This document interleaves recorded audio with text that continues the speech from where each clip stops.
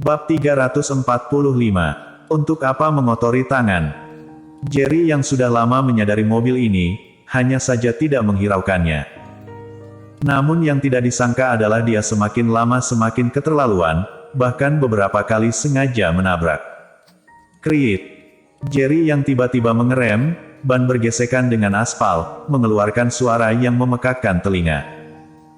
Selanjutnya, dengan sebuah sudut sempurna Phaeton kebetulan menghindar Lexus yang akan menabrak. Boom! Sebuah suara keras, Lexus tidak dikendalikan dengan baik, langsung melesat ke taman di kedua sisi jalan, menabrak keras tiang lampu. Jerry yang menghentikan mobil, berjalan keluar. Di udara tersebar bau karet yang pekat, Phaeton Jerry yang berhenti di pinggir. Kaca jendela depan sudah hancur, di atas kap mesin, pintu mobil juga ada banyak cekungan, kelihatan seperti sebuah mobil bekas. Saat dia keluar dari rumah keluarga Han, dia menyadari mobilnya dihancurkan, tanpa berpikir pun juga dapat menebak siapa yang melakukannya. Sebelumnya saat tiba di gerbang manor keluarga Han, dia bertemu dengan Ken Foning yang ingin merebut tempat parkir. Awalnya berencana menunggu sampai besok untuk diatasi bersama, tidak disangka lawan sudah secepat ini mencari masalah dengannya.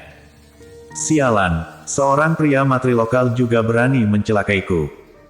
Sesosok anak muda berjalan keluar dari kursi belakang Lexus, di keningnya ada sebuah benjolan besar. Orang ini bukan orang lain, melainkan kaki tangan Ken Foning, Nahele Feng. Bocah, kamu begitu ingin mati. Nahele Feng berdiri di sebelah mobil, di belakangnya ada dua orang bodyguard kekar yang mengikuti.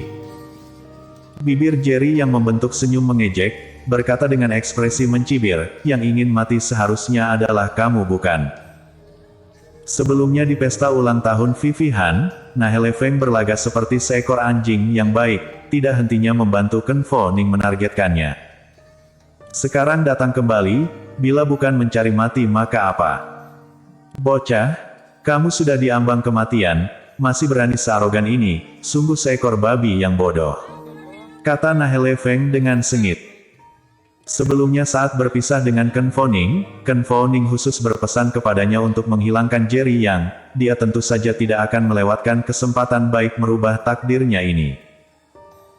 Walaupun Ken Foning sudah dikeluarkan dari pusat kekuasaan keluarga Ning, namun dengan statusnya sebagai keturunan langsung keluarga Ning, juga dapat membantu Nahele Feng berdiri kokoh di keluarga Feng. Ingin berbuat apa maka cepat sedikit, aku tidak punya banyak waktu menemanimu. Jerry yang berkata dengan sedikit tidak sabar. Karena kamu begitu buru-buru ingin mati, maka sekarang aku antarkan kamu. Nahele Feng menggertakkan gigi berkata, tangannya berayun, maju. Baru selesai bicara, dua bodyguard di belakangnya bersama-sama menyerbu ke arah Jerry Yang. Namun Jerry yang berdiri di tempat dengan ekspresi tenang, melihat lawan semakin lama semakin dekat.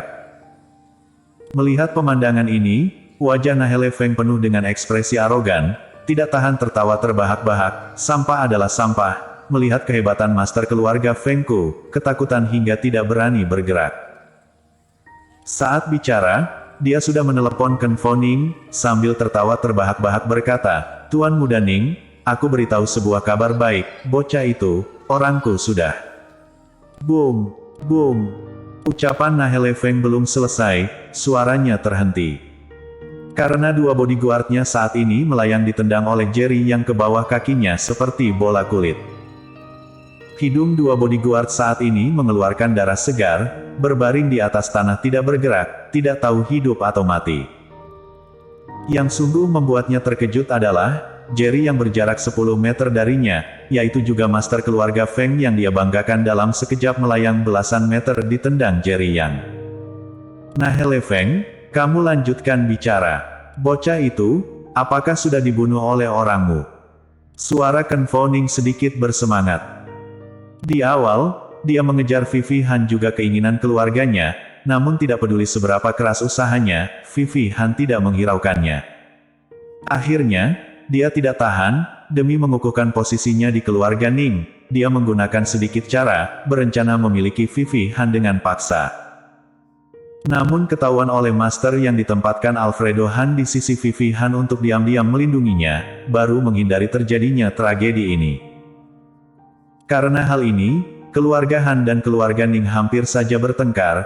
Terakhir keluarga Ning mengeluarkan harga yang sangat besar untuk hal ini, baru meredakan amarah Alfredo Han. Mulai dari saat itu, Ken Fo Ning yang awalnya termasuk pusat kekuasaan keluarga Ning, hampir saja dikeluarkan dari keluarga. Bila bukan karena ayahnya adalah penerus keluarga Ning, dia sudah lama dikeluarkan dari keluarga. Selanjutnya, karena ayahnya memohon berkali-kali, kepala keluarga Ning baru memberi satu kesempatan kepada Ken Fo Ning, yaitu asal mendapatkan Vivi Han, baru bisa membiarkannya kembali ke pusat kekuasaan. Namun di pesta ulang tahun Vivi Han menyatakan di depan umum, orang yang dia sukai adalah Jerry Yang. Dapat dibayangkan amarah Ken Fo Ning. Bila Jerry Yang tidak mati, dia tidak dapat memiliki kekuasaan di keluarga Ning. Saat ini, Nahele Feng menelepon, berkata Jerry Yang akan dibunuh. Dapat dibayangkan betapa bersemangatnya Ken Fo Ning. Hanya saja, Nahele Feng saat ini sudah ketakutan hingga sekujur tubuhnya lemas, mana mungkin masih bisa mengatakan satu kalimat. Sialan, bicara. Apa kamu tuli? Cepat bicara, bocah itu sudah mati belum? Nahele Feng, aku berikan satu kesempatan terakhir kepadamu, bila masih tidak bicara, nanti menghilanglah dari pandanganku. Nahele Feng tidak bicara, Ken Fo Ning sangat marah. Maaf, aku masih hidup dengan baik. Di saat ini, suara Jerry yang tiba-tiba terdengar. Raut wajah Ken Fo Ning di ujung telepon seketika berubah saat mendengar suara ini. Kenapa bisa kamu? Di mana Nahele Feng? Jerry yang menunduk melihat Nahele Feng yang sedang duduk di atas tanah dengan sekujur tubuh bergetar, memicingkan mata berkata, dia akan segera turun. Kamu juga jangan buru-buru, sebentar lagi, aku akan mengantarkanmu sendiri ke bawah mencarinya. Selesai bicara, Jerry yang langsung menutup telepon. Nahele Feng mendengarkan semua ucapan yang dikatakan Jerry yang kepada Ken Fo Ning. Saat ini sebuah aura mengerikan menyelimutinya. Yang, Tuan Yang, aku salah, aku tahu salah, aku tidak berani lagi, semuanya ini karena Ken Fo Ning memaksaku. Tuan Yang, Anda orang yang berbesar hati, anggap saja aku sebagai kentut, lepaskan aku. Tidak, aku bahkan tidak sebanding dengan kentut, bila membunuhku, sama saja mengotorkan tangan Anda. Nahele Feng ketakutan hingga bicara tidak beraturan, berlutut di atas tanah, kepalanya tidak hentinya bersujud ke atas tanah. Dia sungguh takut. Barusan dia melihat sendiri dua bodyguardnya belum menyentuh Jerry Yang, sudah melayang ditendang Jerry Yang hingga belasan meter. Dia tahu sangat jelas seberapa kuat bodyguardnya. Saat ini, bila dia tidak memohon, takutnya hanya ada satu jalan yaitu mati. Apalagi, Jerry yang barusan berkata kepada Ken Fo Ning, akan membuatnya turun ke bawah tanah duluan menunggu Ken Fo Ning. Dia juga tahu sangat jelas arti bawah tanah yang dikatakan Jerry Yang. Benar ucapanmu, membunuhmu akan mengotori tanganku. Kata Jerry Yang tiba-tiba. Mendengarnya, Nahele Feng seketika gembira, seperti melihat cahaya di dalam kegelapan, berkata dengan bersemangat, terima kasih Tuan Yang. Terima kasih Tuan Yang, nanti, aku bertemu Anda seperti melihat leluhurku. Boom! Ucapan Nahele Feng masih belum selesai, dadanya dihantam oleh sebuah kekuatan besar, dia melayang membentuk sebuah lengkungan indah di udara, lalu terjatuh keras ke tengah jalan. Sedangkan dadanya sudah melesak masuk sangat dalam, seketika meninggal. Membunuhmu, untuk apa mengotori tangan?